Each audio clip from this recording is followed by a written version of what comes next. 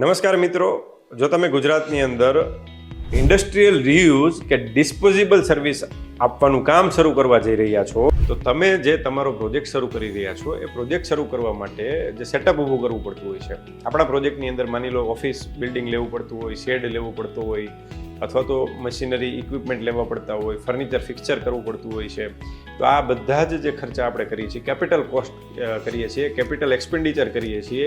આ એક્સપેન્ડિચર કરવા માટે, આ ઇન્વેસ્ટમેન્ટ કરવા માટે જનરલી આપણે પ્રોજેક્ટ રિપોર્ટ બનાવીને નેશનલાઇઝ કે કોઓપરેટિવ બેંકમાંથી આપણે લોન લેતા હોઈએ છીએ, ટર્મ લોન લેતા હોઈએ છીએ. જો આ ટર્મ લોન તમે તમારા પ્રોજેક્ટ માટે લીધેલી છે અથવા તો લેવાનું વિચારી રહ્યા છો, તો તમને એમાં 5% 5 વર્ષ માટે, 6% 6 વર્ષ માટે અને 7% 7 વર્ષ માટે એવી રીતે ઇન્ટરેસ્ટ સબસિડી મળે છે. ચાલો સમજીએ આપણે એ કેવી રીતે મળે છે. જે તમારા પ્રોજેક્ટનું લોકેશન છે એ લોકેશન ઉપર આ બધું આધારિત હોય છે. આ લોકેશનની વિગત પણ તમને હું સમજાવી દઉં છું. ગુજરાત આત્મનિર્ભર સ્કીમ 2022 અંતર્ગત ગુજરાતના અલગ અલગ તાલુકાઓને અલગ અલગ કેટેગરીમાં ડિસ્ટ્રીબ્યુટ કરેલા છે. જેમ કે આપણે કેટેગરી 1, 2 અને 3 એવી રીતે કરેલા છે. માની લો કે તમે રાજકોટ તાલુકા અને રાજકોટ જિલ્લા, રાજકોટ સિટીની વાત કરો છો તો એ કેટેગરી 3માં આવે છે. ગોંડલ તાલુકો અને એની વાત કરો છો તો કેટેગરી 2માં આવે છે. પણ ચોટીલાની વાત કરો છો તો ચોટીલા તાલુકો જે છે એ કેટેગરી 1માં આવે છે. ઇન્ટરેસ્ટ સબસિડી જે છે એ ડિપેન્ડ કરે છે કે તમે કયા તાલુકાની અંદર, કઈ કેટેગરીના તાલુકાની અંદર તમે તમારું યુનિટ શરૂ કરી રહ્યા છો, એના ઉપર તમને સબસિડી મળશે. આ એક્ઝામ્પલમાં આપણે સમજ્યા ચોટીલા, ગોંડલ અને રાજકોટની વાત કરીએ તો જો તમે રાજકોટની અંદર સર્વિસ યુનિટ ચાલુ કરો છો, જે આપણે વાત થઈ એ મુજબ, તો તમને 5% ઇન્ટરેસ્ટ સબસિડી 5 વર્ષ માટે મળે છે.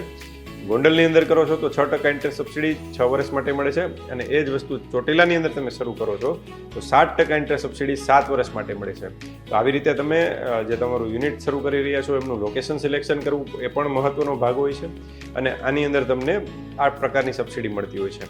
ખાસ કરીને જ્યારે તમે આ યુનિટ બનાવવાનું વિચારો છો ત્યારે તમે કયા કોન્સ્ટિટ્યુશનમાં બનાવો છો, ઇન્ડિવિજ્યુઅલ કેપેસિટીમાં, પ્રોપ્રાઇટરશીપમાં કરો છો, પાર્ટનરશીપમાં કરો છો, LLPમાં કરો છો, પ્રાઇવેટ લિમિટેડ કંપની બનાવો છો, એમાં પણ ઘણો બધો ફેર પડતો હોય છે. જેમ કે તમે જો ઇન્ડિવિજ્યુઅલ છો અને વુમન એન્ટરપ્રિન્યોર છો તો તમને 1% એડિશનલ ઇન્ટરેસ્ટ સબસિડી મળતી હોય છે. તમારી એજ 35 વર્ષથી નીચેની છે તો પણ તમને 1% એડિશનલ ઇન્ટરેસ્ટ સબસિડી મળતી હોય છે.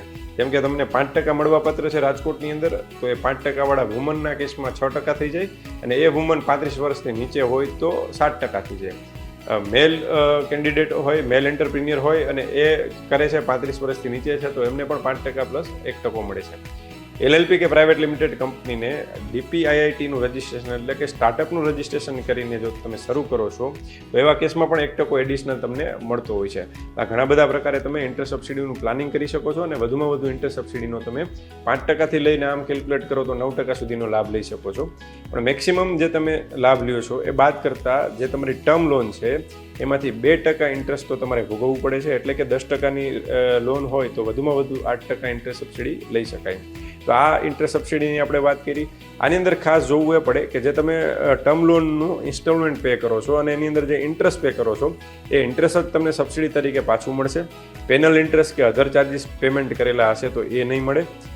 તમે જો ડિફોલ્ટ કર્યો છે કે ભાઈ કોઈ કારણોસર હપ્તા નથી ભરી શક્યા, ડિફોલ્ટ થયેલો છે, તો ડિફોલ્ટ પીરિયડનું ઇન્ટરેસ્ટ છે એ પણ સબસિડી રૂપે તમને પાછું મળશે નહીં. અને આવા સર્વિસ યુનિટને ખાસ કરીને 10થી વધારે લોકોને એમ્પ્લોયમેન્ટ આપવું ફરજિયાત છે આ યુનિટ કરો છો ત્યારે.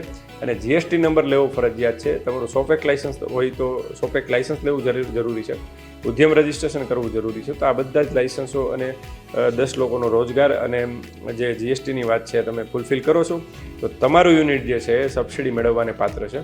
જો તમે તમારા સર્વિસ યુનિટની અંદર સબસિડી લેવા માંગો છો તો તમારે નેશનલાઇઝ બેંક, કોઓપરેટિવ બેંક કે પ્રાઇવેટ બેંકમાંથી જ લોન લેવી પડશે. NBFCમાંથી લીધેલી લોન છે એ સબસિડી મળવાને પાત્ર નથી થતી. તો ખાસ કરીને બેંક સિલેક્શન વખતે પણ તમારે ધ્યાન રાખવું પડશે.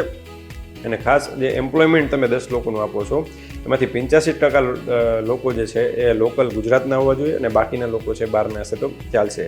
સાથે સાથે તમારે જે એપ્લિકેશન કરવા માટે તમારી પાસે જે ટાઈમલાઈન છે એ એવી હોય છે કે તમારું ફર્સ્ટ ડિસ્બર્સમેન્ટ થાય છે લોનનું, પહેલો હપ્તો લોનનો ઉપાડો છો ત્યારથી 1 વર્ષની અંદર, અથવા તો પહેલું બિલ સર્વિસ પ્રોવાઈડ કરવાનું ચાલુ કરો છો અને સર્વિસ રેન્ડરિંગનું કામ ચાલુ કરો છો એટલે ત્યારથી જે પહેલું બિલ બને છે, પહેલું બિલ અથવા તો ફર્સ્ટ ડિસ્બર્સમેન્ટ બેમાંથી જે મોડું હોય એના 1 વર્ષની અંદર તમારે અરજી કરવાની હોય છે. અને આ અરજી કર્યા પછીની જે કંઈ પ્રોસેસ છે ગવર્મેન્ટની અંદર એપ્લિકેશન સેન્કશન થવાની, ડિસ્બર્સમેન્ટ થવાની એ પ્રક્રિયા ચાલતી હોય છે. તો ખાસ કરીને આ બધા આ સર્વિસ પ્રોવાઈડરો જે છે એ આ ઇન્ટર સબસિડીનો લાભ લે ગુજરાતની અંદર, એવી હું સૌને વિનંતી કરું છું. હું રાજેશ સવનિયા, એડ્રોડ કોર્પોરેશન, રાજકોટ. અને વધુ માહિતી મેળવવા માટે અમારી યુટ્યુબ ચેનલ રાજેશ સવનિયા વિઝિટ કરો.